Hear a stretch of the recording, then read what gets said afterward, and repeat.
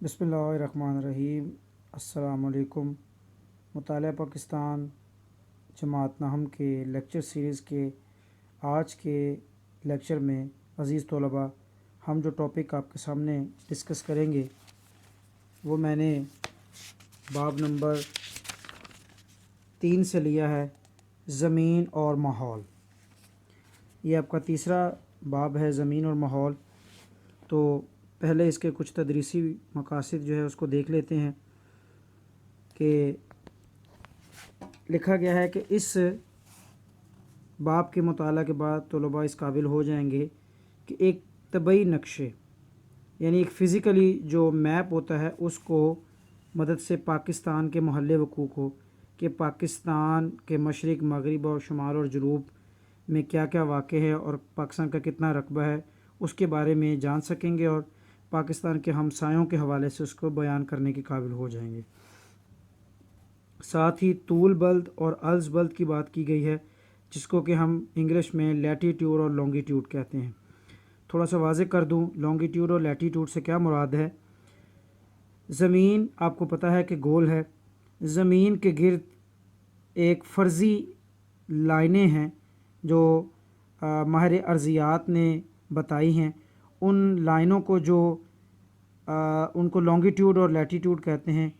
جو لائنیں بلندی کی طرف ہیں ان کو لانگیٹیوڈ کہتے ہیں، اور جو بلندی کی طرف نہیں ہیں ان کو عرض بلد یعنی لیٹیٹیوڈ کہتے ہیں۔ اس کے علاوہ پاکستان کے اہم زمینی خد و خال پہاڑی یعنی اس میں پاکستان میں پہاڑی سلسلے پائے جاتے ہیں، سطح مرتفع ہے اور میدان ہیں، ان کی خصوصیات بیان کر سکیں گے۔ پاکستان کی آب و ہوا کے بارے میں جان سکیں گے اور اس آب و ہوا کا لوگوں پر کیا اثر ہے اس کے بارے میں بتا سکیں گے۔ پھر اس کے علاوہ پاکستان کے بڑے بڑے گلیشیئرز اور دریاؤں کے محل وقوع دریا کون سے ہیں اور ان کی کیا اہمیت ہے، جنگلات کی اہمیت کے بارے میں بتا سکیں گے۔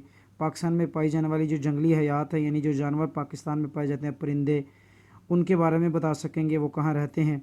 اس کے علاوہ قدرتی خطے جو پاکستان میں پائے جاتے ہیں، قدرتی خطہ ایسا خطہ ہوتا ہے جس کی آب و ہوا، وہاں کے رہنے والے لوگوں کی عادات، وہاں کے نباتات اور لوگوں کے رہن سہن کے طریقے ایک جیسے ہیں، اس کو قدرتی خطہ کہتے ہیں۔ پاکستان کے ویسے 5 قدرتی خطے ہیں، ان کے بارے میں جان سکیں گے۔ اس وقت ہمارے ماحول کو، پاکستان کے ماحول کو کون کون سے بڑے خطرات درپیش ہیں، ماحولیاتی خطرات، اس میں اوبویسلی ماحولیاتی آلودگی ہے اور زمین کا صحرا میں تبدیل ہونا ہے، اس طرح کے جو دوسرے مسائل ان کے بارے میں جان سکیں گے۔ پانی، زمین، نباتات اور جنگلی حیات کو بچانے سے جو درپیش مشکلات ہیں ان کو اس کا ازالہ کر سکیں گے، وہ جان سکیں گے کہ ان مشکلات کو کیسے حل کیا جائے۔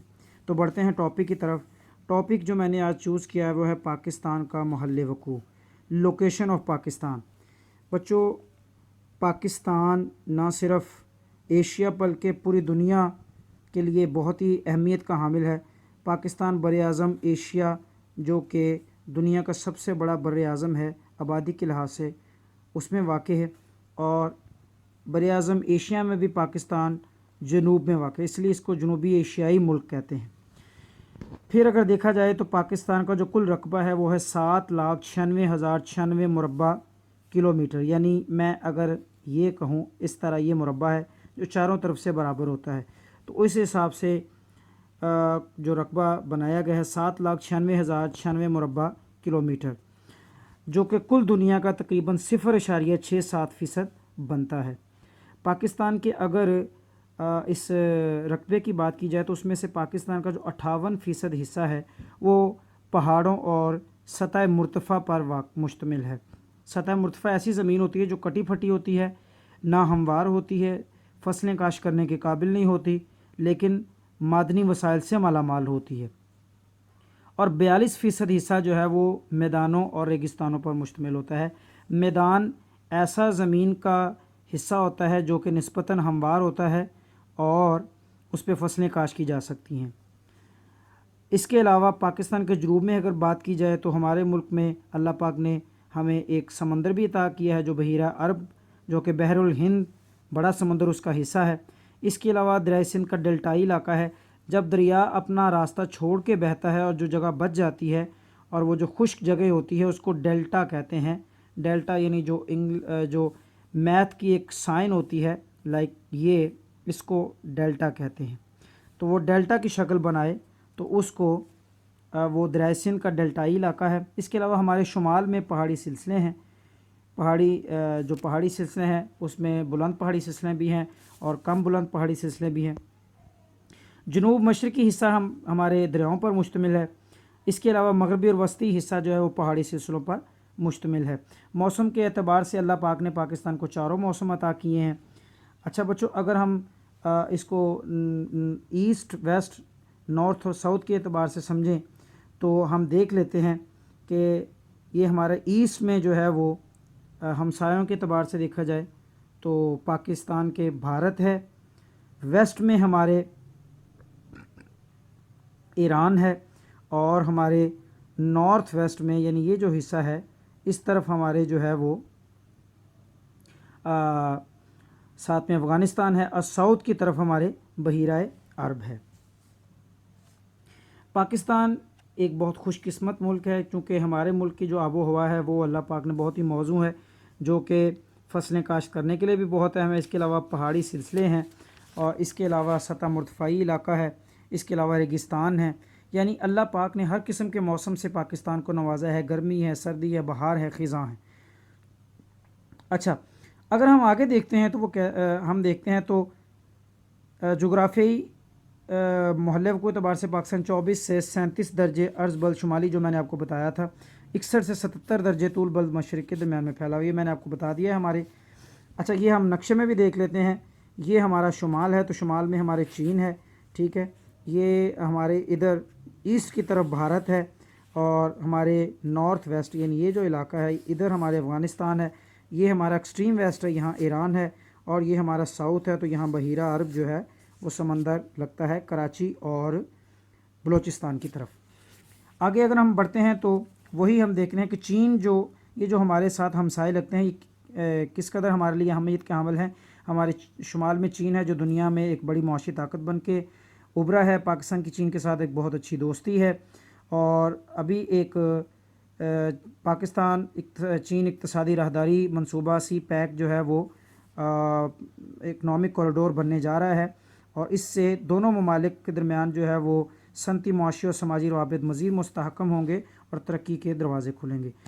اگر ہمارے شمال مغرب کی طرف ہم دیکھتے ہیں تو ہمارے کچھ ایشیائی اسلامی ملک ہیں، جن میں قزاقستان ہے، ازبکستان، تاجکستان، ترکمانستان ہے اور کرغزستان ہے۔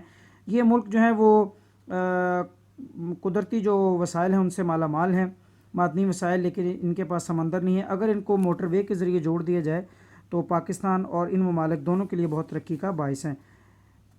اس کے بعد اگر ہم دیکھتے ہیں تو ہمارے مغرب میں افغانستان اور ایران ہے۔